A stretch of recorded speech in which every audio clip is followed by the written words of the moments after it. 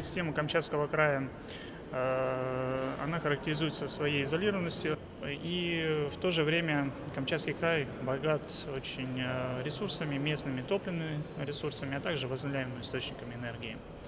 Планируется использовать потенциал, ветровой потенциал, в том числе и в центральном энергоузле. Возможно, строительство какого-то крупного ветрового поля, предполагалось где-то мощностью до 20 мегаватт.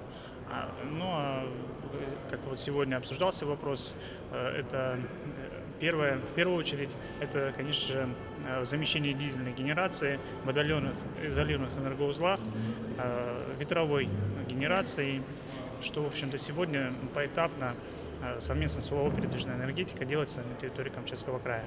Сегодня они уже исследуют ветропотенциал в населенных пунктах, осуществляют поэтапное строительство, построено в Никольском, построено в Усть-Камчатске один ветровой генератор. В этом году планируется реализовать проект по строительству ветроэлектростанции производства Камаи. Это в общем-то, по инициативе японской стороны. Они заинтересованы в опытной эксплуатации своих ветряков в наших суровых климатических условиях. Большинство электростанций, энергосистем в изолированных энергоузлах Камчатского края эксплуатируются структурными подразделениями или дочерними обществами ОАО «Равэнергосистема Востока». И, в общем-то, силами вот этих обществ, а также силами «Передвижная энергетика» подбирается оборудование, привлекается инвестор. Со своей стороны Камчатский край оказывает всевозможную поддержку, содействие в реализации данных проектов. Где-то технические вопросы, где-то урегулирование отношений с подрядчиками.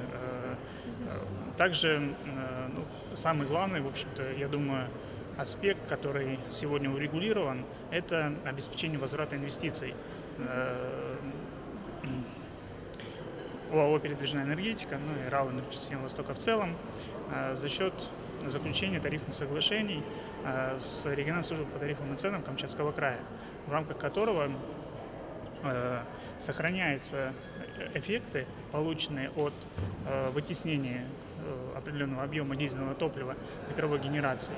И за счет вот этих эффектов осуществляется возврат инвестиций, вложенных в данные мероприятия.